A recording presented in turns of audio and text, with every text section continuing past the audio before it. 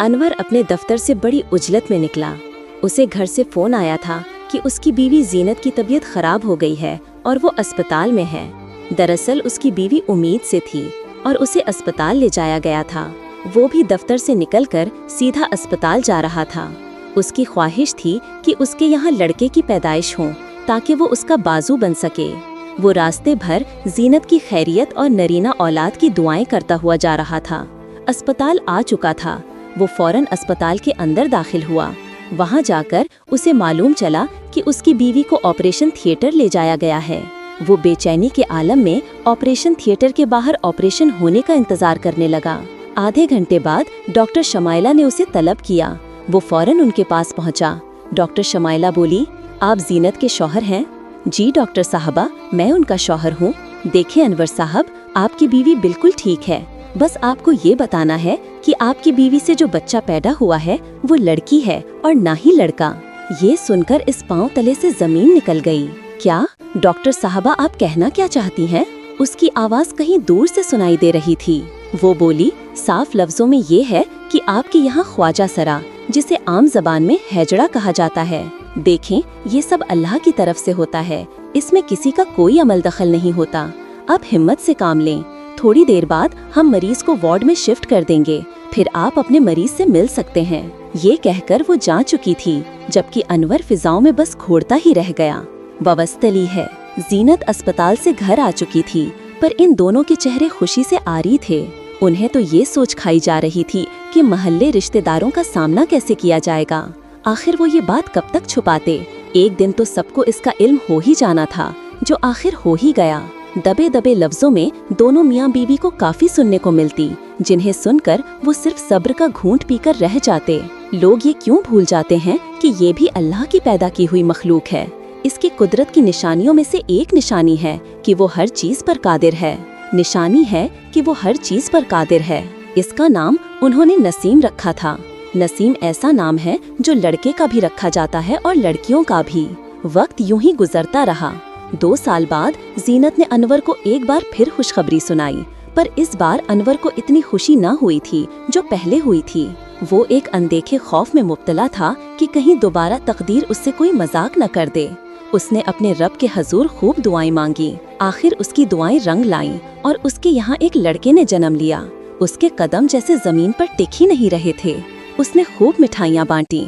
उन्होंने उसका नाम जलाल रखा और अब उनकी सारी मोहब्बतें सिर्फ जलाल के लिए थीं। नसीम का वजूद जैसे इन लोगों के लिए बेमानी हो चुका था। नसीम 14 साल की हो गई थी। उसे पढ़ने का बहुत शौक था। वो जलाल को स्कूल जाता देखती तो उसका भी दिल करता कि वो स्कूल जाए, पर स्कूल तो दरकिनार, उसे तो घर से बाहर जाने की भी इजाजत न थी। वो घर में एक तरह से कैद होकर रह गई थी। उसे घर में कैद होना तो मंजूर था, पर उसे तो हरदम धत्कारा ही जाता था। उसे नजरअंदाज ही किया जाता था। बाप तो बाप, उसकी माँ भी न जाने कैसी थी, वो भी उसे नजरअंदाज ही करती थी। इन सब बातों को देखते हुए आखिर उसने फैसला किया, घर छोड़ने का। ये एक बहुत मुश्किल फैसला था, पर उसने कर लिया। उसने ये बात अपने वालिदैन को बताई। वो सोच रही थी कि शायद उसे रोका जाएगा, पर ऐसा नहीं हुआ।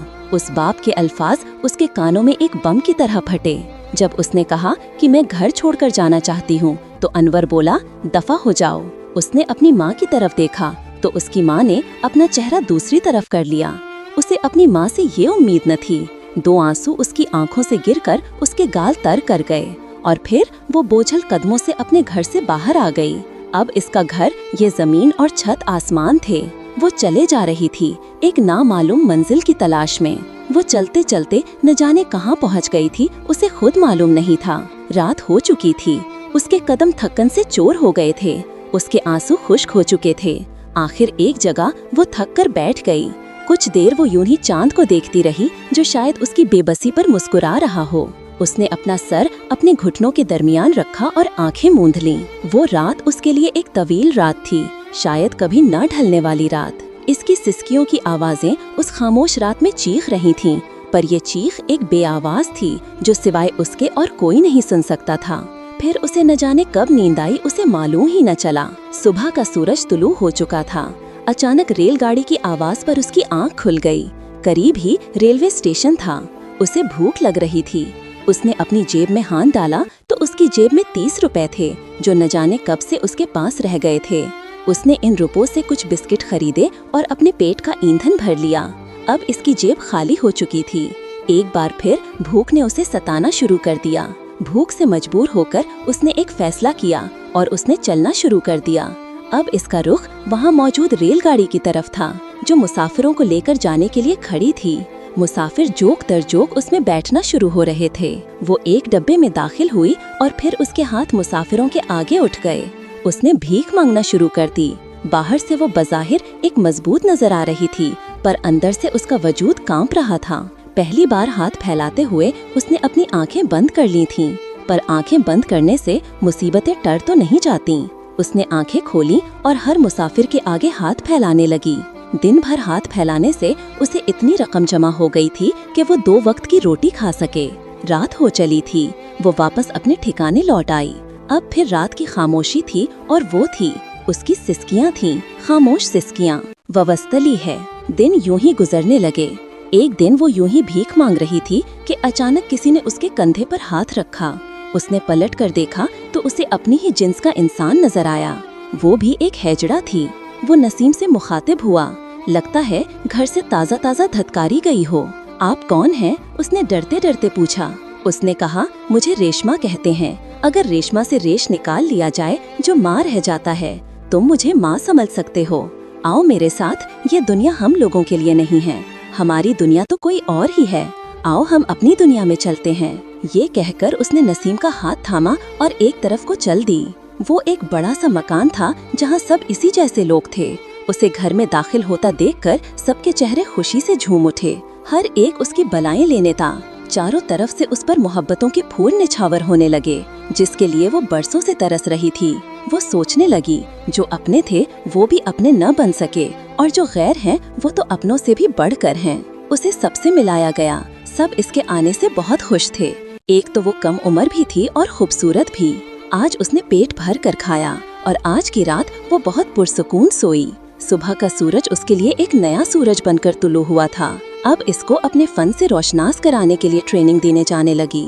सबसे पहले उसे ताली बजाना सिखाया गया। ये ताली जैसे इनकी पहचान थी। चंद दिनों में ही उसने ताली बजाना सीख ली थी। नाच भी उसने सीख लिया था। अब वो मुकम्मल तौर पर इनमें रंग बस गई थी। उसने रेशमा से ख्वाहिश जाहिर की कि वो पढ़ना चाहती हैं। रेशमा ने तो पहले उसे हैरान से देखा, फिर बोली, अरे पढ़ लिख कर क्या करेगी? क्या कमिश्नर लगना है? वो बोली, नहीं माँ, मुझे कमिश्नर तो नहीं बनना है, बस तालीम मेरा शौक है। मैं अपना शौक पूरा करना चाहती हूँ। रेशमा ने कुछ देर कुछ सोचा, फिर बोली, ठीक है, जैसा तू चाहे। ये सुनकर वो झूम उठी। अब वो अपनी बरादरी वालों के साथ काम पर निकलती और शाम में पढ़ाई करती। उसने अपने काम के साथ साथ बहुत जल्द जैसे तैसे करके अपनी पढ़ाई मुकम्मल कर ली। उसने ग्रेजुएशन कर ली थी। पहली दफा उनकी बरादरी में किसी ने तालीम मुकम्मल की थी।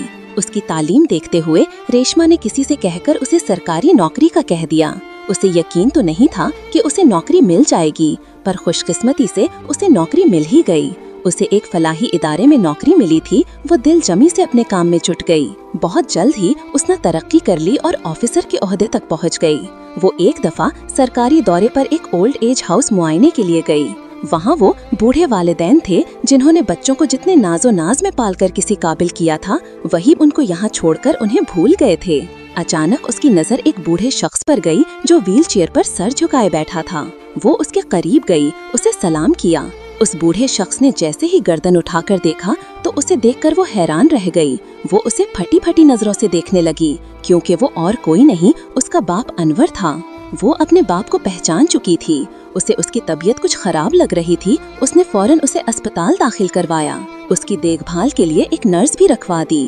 वो सुबह शाम उनकी इयादत करने आती। जब वो सो रहे होते तो वो बेड पर ही उनके करीब बैठ जाती और उनका हाथ चूमती। एक दफा वो इसी तरह उनके पास बैठी थी और हाथ चूम रही थी कि अचानक अनवर की आंख खुल गई। उन्हें जागा देखकर वो घबरा गई। अनवर बोला, तुम कौन हो? तुमसे मैंने मोहब्बत की एक अलग ही चाह देखी है, बताओ ना तुम कौन हो? वो बोली, क्या आप सुन सकेंगे कि मैं कौन हूँ? हाँ, मैं सुन सकूंगा, बताओ कौन हो तुम? मैं आपकी वही धत्कारी हुई औलाद हूँ, आपकी ही हैजड़ा औलाद। ये सुनकर अनवर हक्का बक्का रह गया, बिल्कुल हुमसुम रह गया। कुछ देर खामोशी रही। अनवर के आंसू गिरने लगे। वो बोला, मुझे माफ कर दो, हमने तुम्हारे साथ अच्छा सलूक नहीं किया। शायद इसी वजह से कुदरत ने हमको ये भयानक अंजाम दिया है। हैजड़ा तो नहीं, बल्कि हैजड़ा तो मेरा वो बेटा था जो मुझे सहारा भी ना दे सका और बेसहारों की तरह गैरों में छोड़ गया। हाँ हैजड़ा, ऐसे ही लोग होते हैं जो अपने बूढ़े वालिदैन को बोझ समझकर ऐसे इदारों में जमा करा देते हैं। हाँ हैजड़ा, ऐसे ही लोग होते हैं। ये कहकर उसने उसे सीने से लगा लिया।